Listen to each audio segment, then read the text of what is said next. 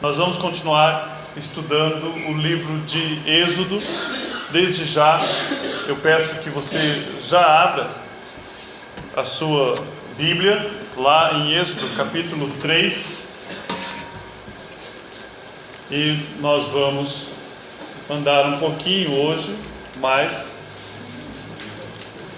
a semana passada nós falamos sobre a soberania de Deus, o Deus soberano que nos liberta, que nos salva, que resgata o seu povo.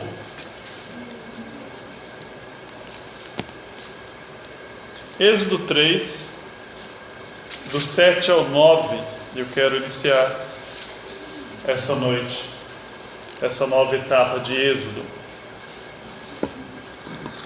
Todos abriram? Está aí.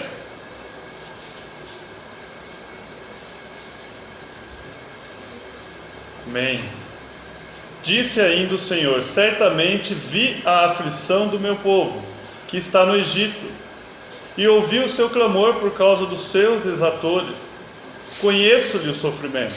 Por isso desci, a fim de livrá-los da mão dos egípcios, e para fazê-los subir daquela terra, a uma terra boa e ampla, terra que mana leite e mel, o lugar do cananeu, do Eteu, do Amorreu, do Ferezeu, do Eveu e do Jebuseu.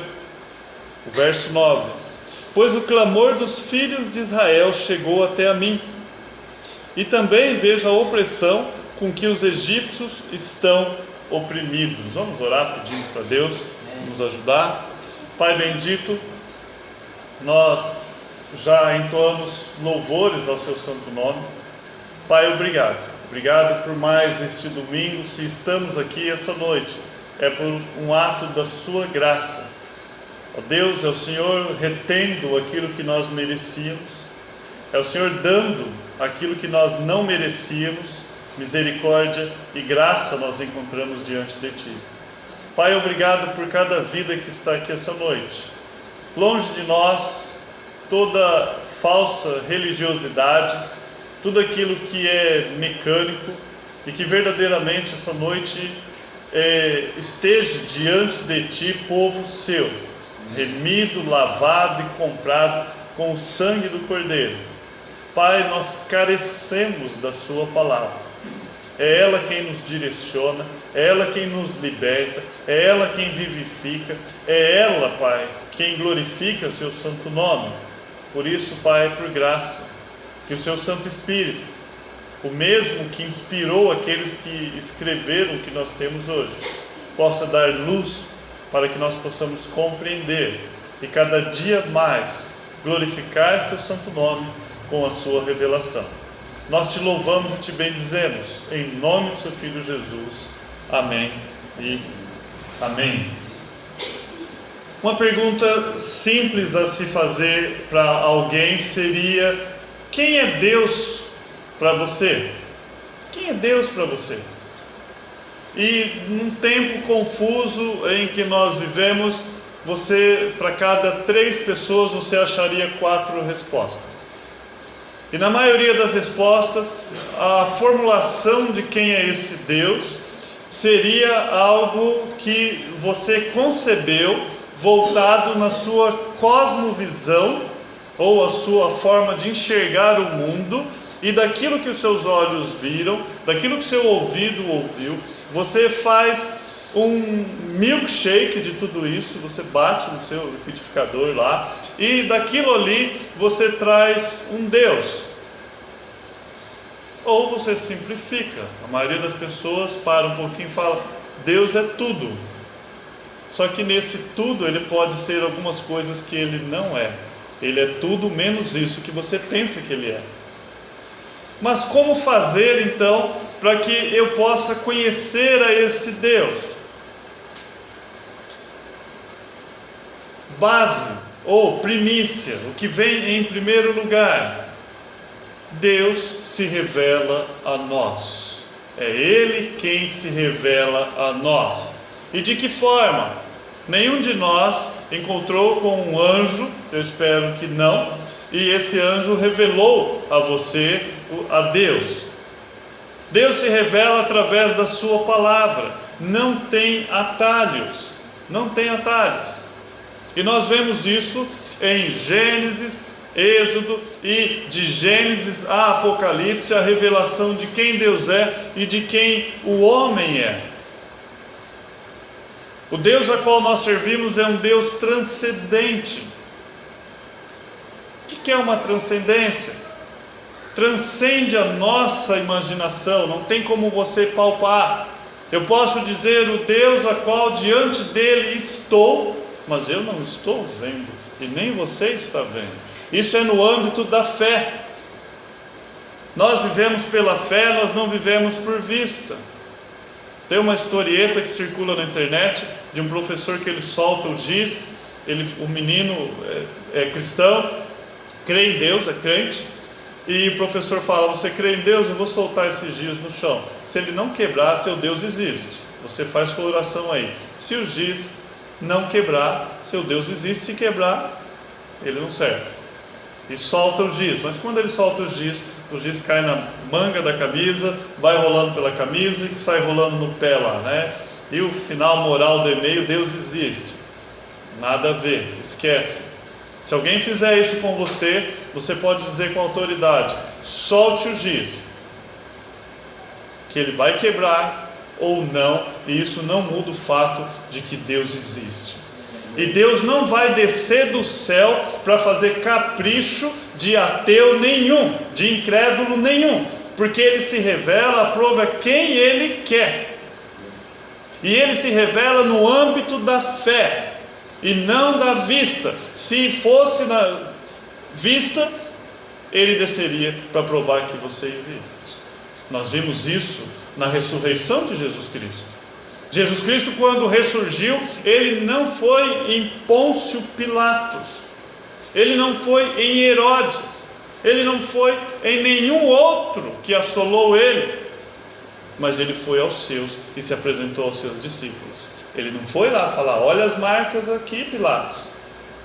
Não.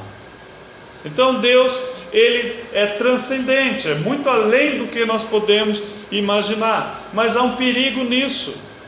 E durante muitos anos os homens fizeram isso, construíram catedrais enormes, porque eles tinham em mente aquela grandeza de Deus, a qual nós não conseguimos conceber, e eles queriam passar isso quando você entrasse na cátedra e pudesse ver aquela grandiosidade, e você sentisse o quão você é pequeno. Mas alguns problemas aconteceram.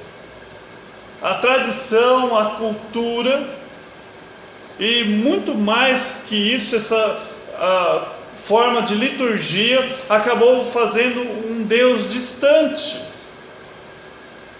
E o Deus que se revela em espírito e em verdade, Ele passou a ser um Deus voltado à liturgia, ao método. Então eu precisava sentir quando entrasse numa catedral dessa, ou algo extremamente grande, porque o meu Deus transcende. Problema. Um outro problema, e nós sabemos que o nosso Deus, nós vimos isso em Moisés, é um Deus transcendente, mas Ele é um Deus imanente. Um Deus que vem, participa conosco, está conosco, Emanuel, Deus conosco. Ele veio aqui, Ele habitou entre nós. E antes dele ir, Ele falou: eu estou indo, mas enviarei outro igual a mim, que nós sabemos quem é, o Espírito Santo de Deus. Mas nós temos que ter o equilíbrio. Um outro erro que nós cometemos é nós acharmos que temos ali um relacionamento com Deus da forma que Ele fosse ali o meu amiguinho, ou o meu amigão, tapinha nas costas. Não, estou em casa aqui com Deus. E perde-se toda a reverência. As duas coisas é errado. Quando nós abrimos as Escrituras, é a palavra de Deus. Não é o gibizinho da Mônica, não é a revista Caras, não é nada disso. É através das Escrituras que Deus se revela a nós, e deve haver reverência diante de Deus. Isso deve ser natural. Mas isso não coloca Deus distante de nós, porque o Espírito Santo que habita em mim, que habita em você, que faz-nos um no Senhor, esse Espírito é o mesmo, ele nos leva à sua palavra com temor e tremor. Então o problema é os extremos, e nós temos que buscar direcionamento de Deus para que nós possamos andar no equilíbrio. E ninguém quer andar no equilíbrio, porque equilíbrio exige atenção. Nós queremos bandear ou para um lado ou para o outro, que é muito mais fácil, porque você se lança e joga. Mas quando nós queremos uma vida de equilíbrio, é uma vida de observância. Uma vida de observância. Paulo falou: eu corro sim, mas não sem observar as regras. A pergunta é quem Deus é.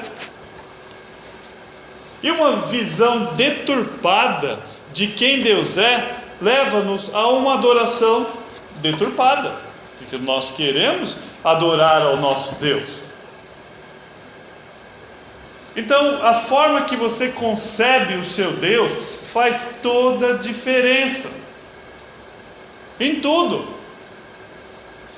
É muito fácil chegar e dar algumas diretrizes para casais, para jovens, para criança, métodos. Pregue todo o conselho de Deus, ensine doutrina, ensina essas pessoas a conhecerem a Deus, que quanto mais o seu filho conhecer a Deus, quanto mais o casal conhecer a Deus, mais eles vão glorificar a Deus, e o resto é consequência. Buscai primeiro o reino de Deus, e as demais coisas vos serão acrescentadas.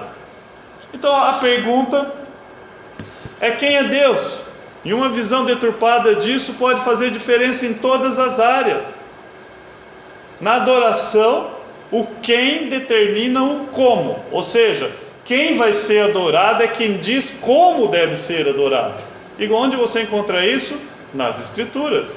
Não é do seu jeito, de qualquer jeito. Aí eu acho que adorar a Deus é levantando a mão, é fazendo pirueta, fazendo careta, pulando. Não, eu acho que é mais sério, é só o piano, eu acho que é só vozes, né? E cada um, não. Existem formas de adoração, e nós sabemos que não é só na música. Não é só na música. Então, quanto mais nós conhecemos, há mudanças reais em nossas vidas. Precisamos conhecer urgentemente o nosso Deus. Precisamos. Por quê? Nós somos inflamados pela nossa autoestima. Nós somos influenciados pela nossa cultura. Nós temos vestígios da velha natureza. Durante muitos anos, escravos do pecado, ali de Satanás. Um belo dia, bendito dia, em que Cristo vem e nos resgata da nossa vã maneira de viver e nos dá vida, verdadeira vida. A partir dali você passa a ter domínio sobre o pecado, mas antes você não tinha, e você traz isso. Então nós precisamos conhecer o nosso Deus, o que esse Deus deseja de mim. E o mesmo Deus que diz: aquele que mentia não minta mais, Ele vai dizer: antes fale a verdade um para com os outros. Uma pessoa, ela não deixa de ser mentirosa porque ela parou de mentir, ela só não está tendo oportunidade, está lá no coração dela. Ela deixa de ser mentirosa quando ela fala a verdade. Eu inventei isso? Não. De onde que eu tirei? Das Escrituras. E nós vemos Deus se revelando a Moisés. Nós vemos Deus em Gênesis se revelando ao povo. Nós vemos Deus se revelando através das Escrituras. E nós vemos Deus no ano de 2015 se revelando ainda a nós, através da sua Escritura. Aquilo que foi para Moisés é para nós. É para nós.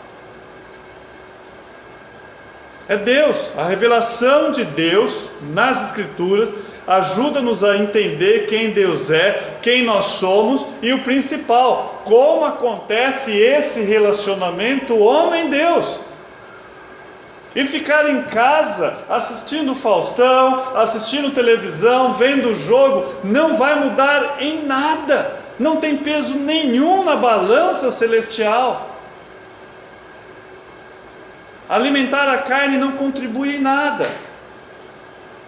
Então nós vamos para as Escrituras, e quando você abre as Escrituras, você se enxerga ali. Porque Deus está mostrando quem você é e quem Ele é. E aquilo que Tiago fala como espelho é as Escrituras. No livro de Êxodo nós temos parte dessa revelação que nos ajuda a compreender o ponto de partida, o ponto de referência da verdadeira adoração.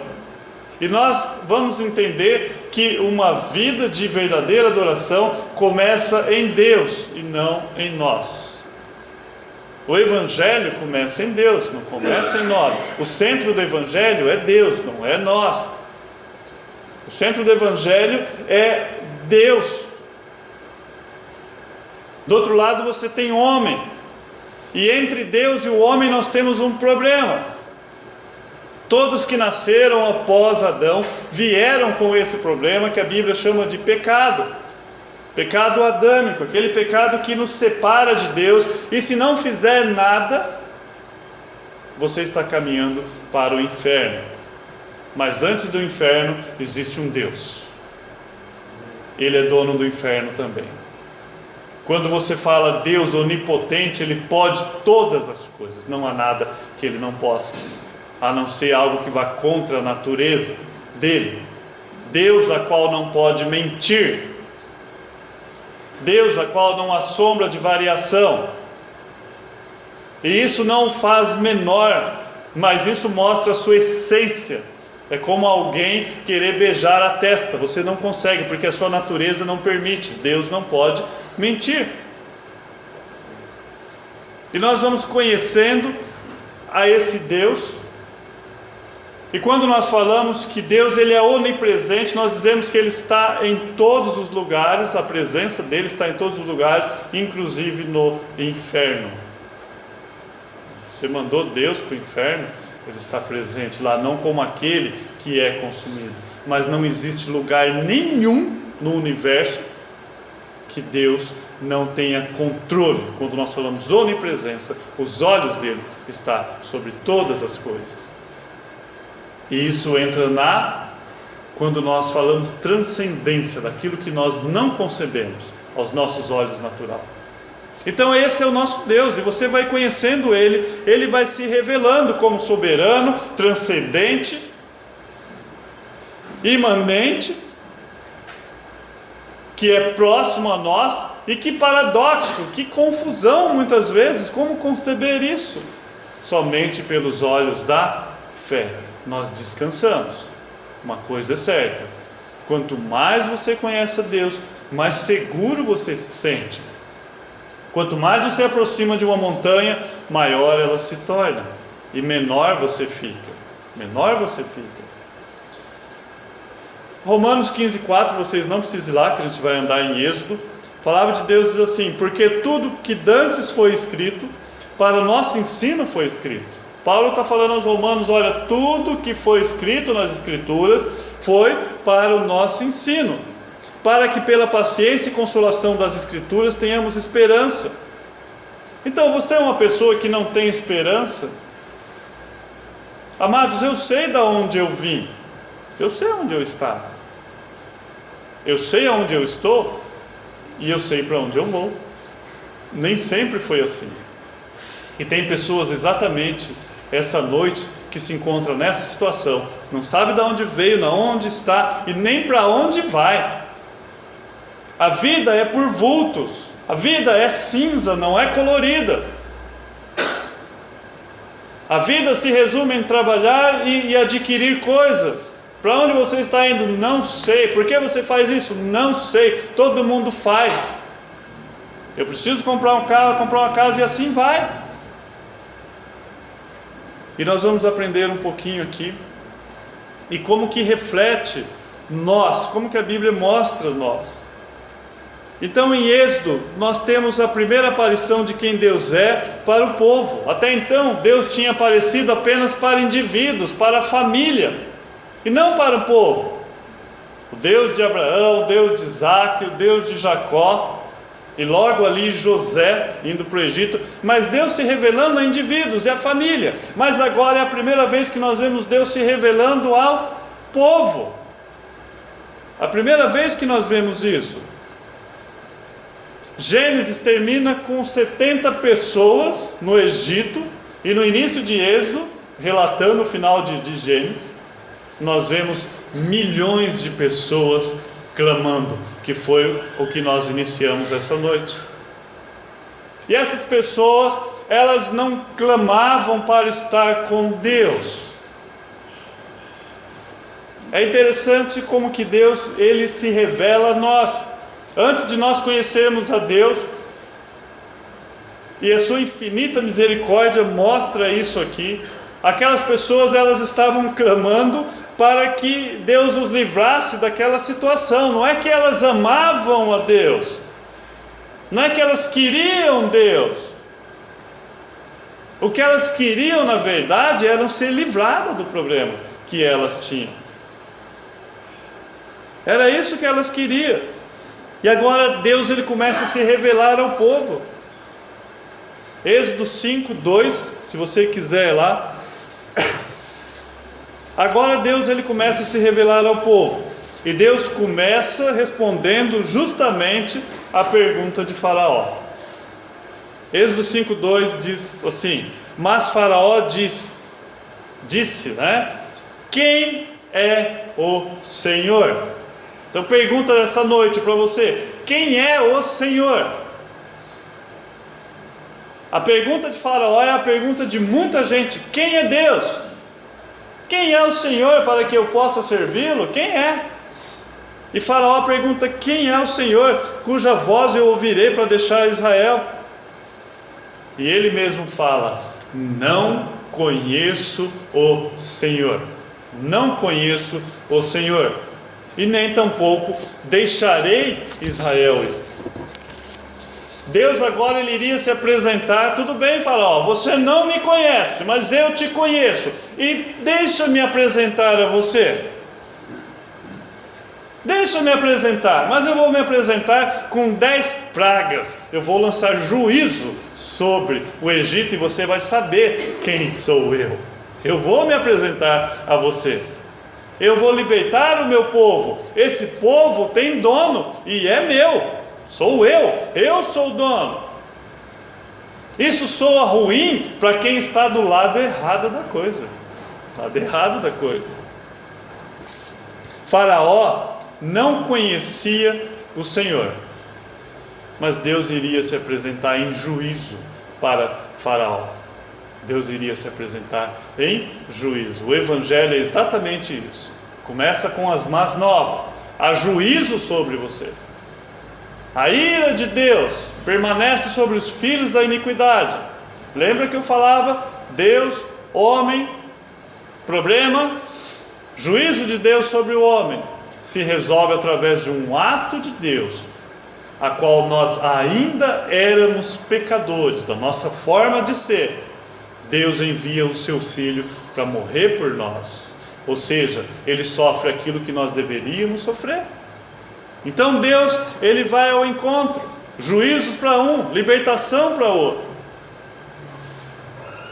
Não confunda, outra coisa que nós fazemos, confundir 10 pragas. Eu agradeço a Deus pela conferência que as meninas foi dos jovens. Então eu peguei muita coisa, estou ouvindo lá e aprendi com o Sacha isso aqui. Não confunda as 10 pragas com 10 rounds de uma luta, ou uma queda de braço entre Deus e Faraó. Às vezes você pensa nisso. Você pensa, não, é Deus e Faraó, e há uma queda de braço. Você já viu na internet um desenho de Jesus Cristo, com uma queda de braço com Satanás? Aquele quadro está errado, não existe aquilo, esquece. Satanás é um cão na coleira. está sob o poder e controle de Deus. De Deus. E a sentença dele não é nem um inferno, é um lago de fogo. As Escrituras dizem que um anjo irá algemá-lo e lançá-lo lá. Satanás, ele é poderoso, Jesus Cristo diz isso. Mas um que é muito mais poderoso que ele, que é a quem nós servimos, Jesus Cristo. Ele é mais poderoso. Então não é isso. Deus não estava com uma queda de braço ali com o faraó e fala: olha, faraó, você vai ver como eu sou poderoso. E nos filmes você vê isso, você pensa: poxa vida, agora ele vai ver como que é o nosso Deus. Você torce até, né? Você fala: poxa, agora a praga vai ser maior. Não é nada disso, não é isso que está acontecendo aqui. Deus poderia transportar o povo do Egito ali para o deserto num piscar de olhos. O Deus a qual nós cremos e servimos, ele não precisava nada disso. Ele poderia num piscar de olhos transportar, e depois num outro piscar dos olhos tirar do deserto e levar para a terra prometida, porque ele é o nosso Deus todo poderoso. Então o que está acontecendo aqui? Eu me lembro a história de um menino. Eu estava escrevendo isso e lembrei, né? Primeira vez ele veio da escola dominical, aí foi na segunda e a mãe dele ficou mais preocupada, falou: filho, o que você está fazendo lá naquela igreja? Não, mãe, estou indo com meu amiguinho lá. O que você está aprendendo lá? Aí ele falou: olha, e tem um homem que ele foi salvar um povo que era preso de um rei, e aí ele pegou e passou um rádio, e veio os navios e as lanchas, e veio os soldados e metralharam todo mundo, e veio ajuda de helicóptero e levou eles para o outro lado desse mar, e o povo tudo comemorou. Aí a mãe dele falou: larga a mão de ser bobo, moleque, isso aí não existe não. Aí ele falou: imagine se eu contasse a verdade para a senhora. Imagine se eu falasse que o mar se abriu. Se a senhora não crê em coisas, ele pensou, só não acredita em helicóptero, né, em soldado, que são coisas comuns. Imagine se eu falasse a verdade para a senhora. Mas não confunda isso, não é o que está acontecendo. Deus, ele poderia fazer. Deus poderia libertar o povo de forma inimagináveis para nós. Ele poderia fazer isso. Mas o nosso Deus, que é transcendente, nosso Deus que é próximo a nós, ele vai se revelar ao Egito, ele vai se revelar ao povo. É isso que está acontecendo aqui.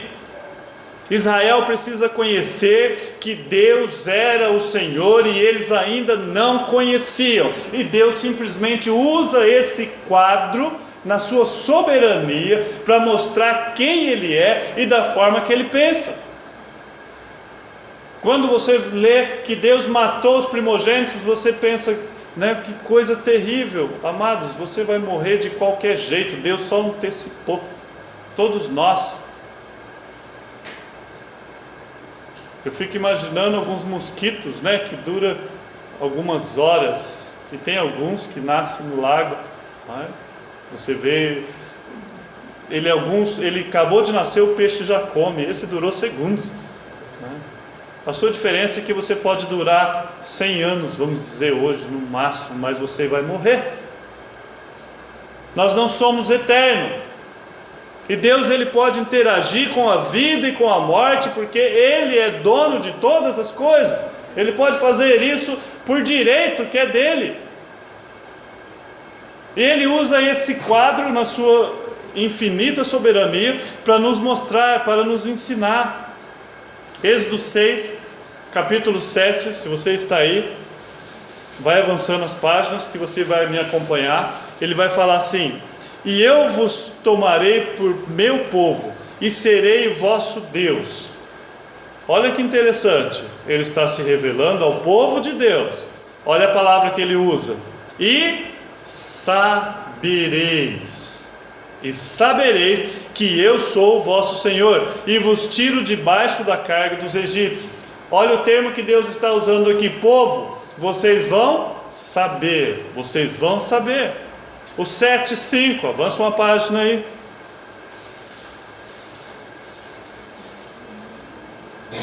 Então os egípcios o que? Saberão. saberão. Primeiro você vê Deus se revelando ao povo dele, agora aos egípcios, que eu sou o Senhor, quando estender a mão sobre o Egito e tirar os filhos de Israel do meio deles. Então Deus fala: olha, o povo hebreu vai saber quem eu sou, os egípcios vão saber quem eu sou. O 7:17 aí: assim diz o Senhor, nisto o que? Naquilo que ele estava fazendo. Nisto, olha a palavra, saberão, ou nisto saberás que eu sou o Senhor. Eis que com esta vara, ou bordão, que tem em minha mão, ferirei as águas que estão no rio, e tornar-se-ão em sangue. O povo precisava saber, por que ele usa o cetro, o bordão? O povo precisava saber que quem manda é Deus. O cetro de poder não era o cetro do faraó. Os desenhos que você vê dos egípcios lá, o faraó está sempre com o cetro na mão, que significa o quê? Poder. E Deus fala: olha, poder tenho eu, o cetro está nas minhas mãos. Ele vai dizer: nisto vocês saberão que eu sou o Senhor. Toda vez que você vê a palavra Senhor, ela quer dizer quem manda, é dono. Se existe um Senhor, existe um servo, e nós somos servos. Se existe servos, existe um Senhor. Toda vez que você ouvir isso. Êxodo 8:10, avança mais um pouquinho. Aqui Faraó, mais uma noite aí com as rãs poderia resolver o problema, mas não quis. Ele disse: amanhã, e Moisés disse: seja conforme a tua palavra, para que saibais que ninguém há como o Senhor nosso Deus. Você percebe aqui Deus se revelando: olha, eu estou fazendo isso para que vocês saibam que não há ninguém como o Senhor, o nosso Deus. Ele fala isso através da boca de Moisés. Não há ninguém como o nosso Deus. Deus não estava numa queda de braço com o faraó. Aqui ele está se revelando, está revelando a sua divindade, seu santo caráter, o seu santo caráter, quem ele é. Nós vimos na sarça ardente ali: calma, Moisés, não me se achegue aqui, porque o local que você está é santo. Ele começa ali e está mostrando que ele vai destruir divindades por divindades dos egípcios. Para o quê? Para que os egípcios saibam que há um Deus. Para o quê? Que o povo hebreu saiba que há somente um Deus. E não é o Deus da rã, como os egípcios pensavam, que para eles tudo era Deus. Cada sinal era Deus derrubando deuses dele. Começa pelo Nilo se transformando em sangue, porque era o Deus Nilo. Então, para que o hebreu aprendesse também, porque então o povo hebreu, eles não tinham um rei. O Deus que eles tinham era um Deus ali ainda não totalmente revelado. E eles olhavam os egípcios, tinham vários deuses. E Deus começa a dar uma lição para os hebreus: olha, não é o Deus Rã, não é o Deus Nilo, sou eu, o Senhor dos exércitos. É esse Deus a qual começa a se revelar. O Deus imanente, o Deus transcendente, o Deus que fez os céus, a terra e tudo que nele há.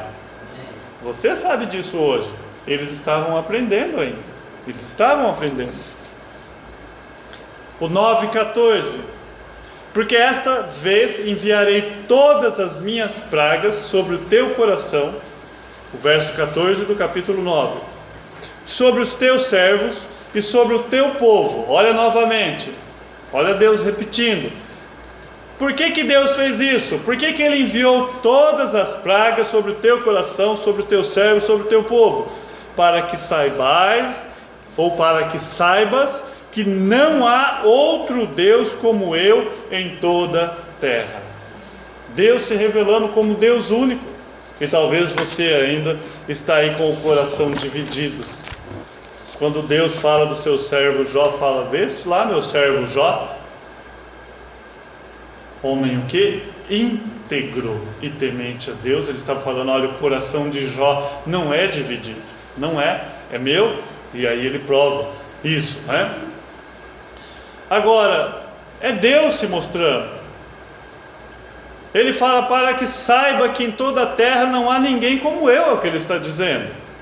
O 9,16: mas deveras para isto me mantive, para mostrar o meu poder em ti. Olha que interessante. Deus fala, olha, eu vou mostrar o meu poder em você, e para que meu nome seja anunciado em toda a terra. Então não há nenhum Deus como nosso Deus, não há. E ele está se revelando isso. Não há Deus como o Senhor, não há Deus como eu. Existe um único Deus. E às vezes ainda tem pessoas que acham que existe uma luta contra o bem e o mal, em que o mal vence o bem no segundo tempo, na prorrogação, nos pênaltis. É o Rock Balboa que levanta, apanha, levanta depois e ganha. Amados, esquece, existe um poder nesse universo, é Deus, que se revela na pessoa de Jesus Cristo. É Ele que tem o controle sobre todas as coisas, todas as coisas. Não há ninguém como o nosso Deus. A terra não é de Faraó. Êxodo 9:29 foi o que nós lemos. 9:29 diz assim: então lhe disse Moisés, e saindo da cidade, estenderei minhas mãos ao Senhor, os trovões cessarão, e não haverá mais saraiva. Moisés está falando, olha, eu vou sair, vou estender as minhas mãos, e vai parar. Aqui é a praga da saraiva. Por que vai parar? Para que saibas que a terra é do Senhor. Deus está se revelando. Faraó, o Egito não é seu, a terra não é sua, a terra tem dono, e quem manda sou eu. Quem manda sou eu. O homem não vai fazer nada que saia do controle de Deus. Pode ficar tranquilo, não vai fazer nada. A terra não é de Faraó. O 10:2, avança aí. E para que contes aos ouvidos dos teus filhos e dos filhos dos teus filhos, ou seja, os netos, bisnetos, as coisas que eu fiz no Egito. Em algumas versões supriram isso, mas aqui ele fala, e como zombei dos egípcios. Esse é o nosso Deus. Sim. Está estranhando? Quanto mais você lê, mais você conhece Deus. Ele pode fazer isso. Alguns atributos de Deus, você não deve olhar para Ele olhando para si mesmo, porque você tem o problema do pecado. Quando fala que Deus se ira, não pensa que é a ira pecaminosa sua. É uma ira santa, que serve para nos proteger, que serve para punir. É uma ira justa.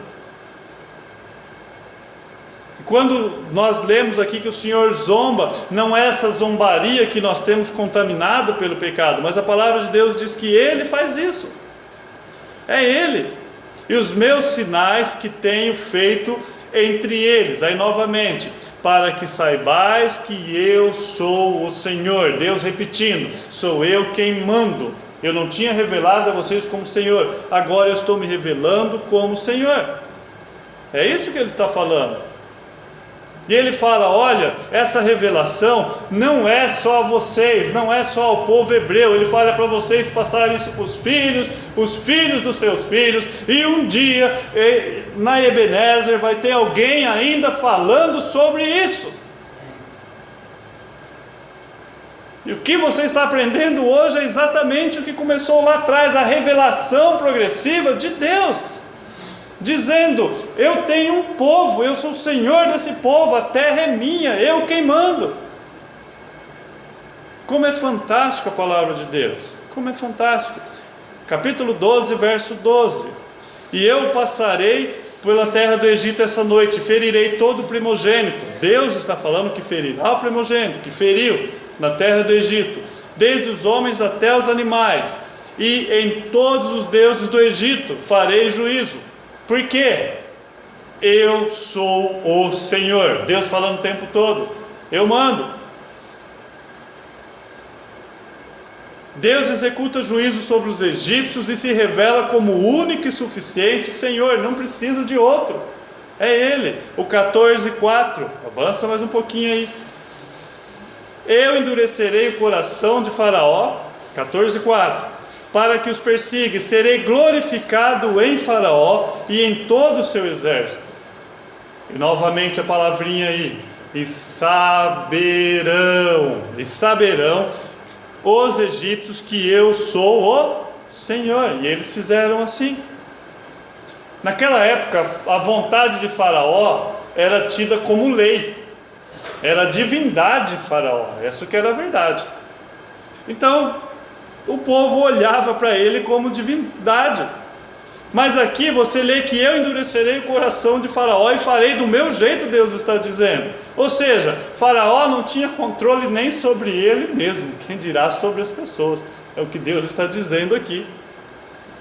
Porque não há Deus como nosso Deus, que controla a vontade dos homens. Nós lemos a semana passada, o coração do rei está na mão de Deus, como rios de água. E ele inclina para onde ele quer. Ele quer. Talvez você possa pensar, mas então somos fantoches. Não, nós também aprendemos que a soberania de Deus não anula a responsabilidade do homem, aquilo que Deus espera de nós. Deus é soberano, supremo sobre as divindades, entre aspas, inclusive Faraó. 14:18. E os egípcios saberão que eu sou o Senhor. Novamente ele falando, eu sou o Senhor. Eles vão saber que eu sou o Senhor quando for glorificado em Faraó, nos seus carros e nos seus cavaleiros. Deus é glorificado no juízo dos incrédulos para a salvação do seu povo. O povo é liberto, e o conhecimento de quem Deus é, você vai ver que isso vai ditar não só o seu comportamento, mas as suas canções também. Nós já aprendemos sobre isso, porque quando você vai no capítulo 15, aqui eles já foram libertos. O verso 11 e 12, você vai ler, capítulo 15, verso 11 e 12, Deus já estava se revelando ao povo, o povo conhecendo quem Deus é. Você vai ler eles adorando a Deus com essa canção, em quem diz, o 11 e 12, um trecho: ó Senhor, como é como tu entre os deuses? Quem é como tu, glorificado em santidade? Olha já uma visão diferenciada daquele que é alvo do amor de Deus, daquele a qual Deus se revela. Admirável em louvores, realizando maravilhas, estendestes a tua mão direita e a terra os tragou. E finalizando já, partindo para o fim, esse é o nosso Deus. Aqui nós vemos que o povo de Israel é liberto do cativeiro do Egito. Eles começam a conhecer a Deus. Deus é libertador, é provedor, é Deus quem cuida do seu povo. Nós vemos que Ele manda maná e codornizes, É o Deus que provém, é o Deus provedor. Em Êxodo 16:4 diz assim: então diz o Senhor a Moisés: eis que farei chover pão dos céus, e o povo sairá e colherá. No 16, do 13 ao 15 diz assim: e aconteceu à tarde que subiram codornizes e cobriram o arraial, e pela manhã jazia o orvalho ao redor do arraial. Então Deus os liberta, Deus os sustenta, Deus cuida, Deus se revela como provedor, Deus que cuida do seu povo. Deus providencia água para o seu povo. 17:6 diz assim: eis que eu estarei ali diante de ti sobre a rocha, em Horebe, e tu ferirás a rocha, e dela sairá águas, e o povo beberá. E Moisés assim o fez diante dos olhos dos anciões de Israel. Então, nós trazendo isso para o âmbito espiritual, aquele que começou a boa obra é fiel para levar até o fim.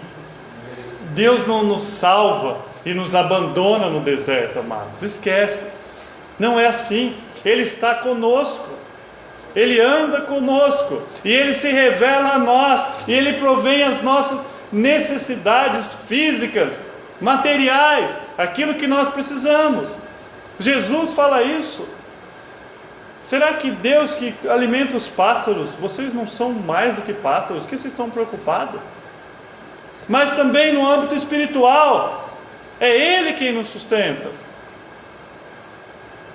E embora o povo estava procurando Deus por causa de uma necessidade que nem eles sabiam que tinham, que era uma necessidade maior, Deus os liberta. E também Deus peleja por nós, porque depois você vai ver que os amalequitas, é o primeiro encontro com o povo, com uma guerra verdadeira, que são os amalequitas.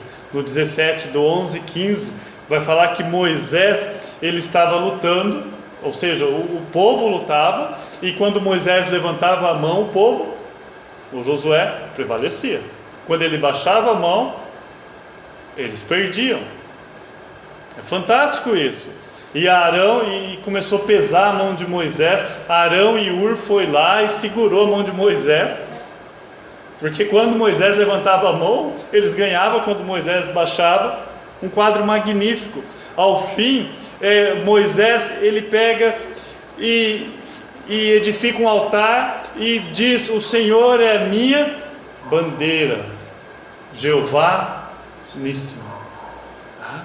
O Senhor é a minha bandeira. Então nós temos um Deus que peleja por nós. É incrível, né?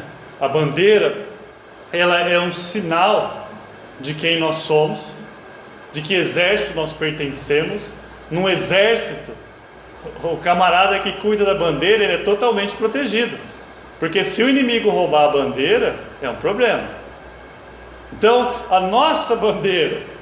Então, qual esse quadro magnífico de Jesus Cristo? Nós éramos escravos do pecado, escravos de Satanás, jamais poderíamos livrar-nos por conta própria. Deus é quem envia socorro, um quadro magnífico de Jesus Cristo. Deus se revela ao seu povo, ali mostrando quem eu sou, o tempo todo eu sou o Senhor. O povo é liberto, pode cantar um cântico novo. Jamais eles poderiam cantar esse cântico que eles cantaram estando presos lá. Você jamais poderia cantar um cântico novo se você não fosse uma nova criatura. Um quadro daquilo que Deus faz conosco. É suprida todas as nossas necessidades, e nós perseveramos levando a nossa bandeira. Jeová Nissim, o Deus conosco, Ele está conosco. Vamos curvar nossas cabeças e vamos orar essa noite. Pai bendito, ó Deus, não há atalhos, não existe. Não existe outra forma de conhecermos o Senhor, a não ser que o Senhor se revele a nós. E o Senhor deixou a sua palavra. Ó Pai, foi o Senhor quem nos tirou de onde nós estávamos. Ó Pai, é o Senhor quem se revela a nós através da sua palavra, através do seu Santo Espírito que habita em nós. Ó Deus, e através dessa revelação é que nós conhecemos a verdadeira paz.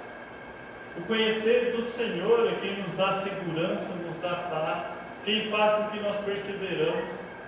Ó Deus, nos ajude a cada dia mais, que essa noite nós possamos sair daqui sabendo que há um Deus verdadeiro, um Deus que está no comando de todas as coisas, um Deus que se revela a nós através da pessoa de Jesus Cristo, um Deus que é transcendente, é maior do que nós podemos imaginar, quão grande é o nosso Deus, mas é um Deus imanente, um Deus que está conosco, que anda conosco, que não nos abandonou e que essa noite está conosco. Ó Deus, por graça, Senhor, nos ajude a compreender isso, que isso queime os nossos corações, para que nós possamos ter desejo de aprender mais e mais de Ti. Ó Pai, e o final de tudo isso nós já sabemos, é a glória do Seu Santo Nome. Nós te agradecemos essa noite, que nós possamos ir para os nossos lares em segurança. Te louvamos e te bendizemos por esse domingo, em nome do Seu Filho Jesus. Amém e amém. Louvado seja Deus. A comunhão faz parte do clube.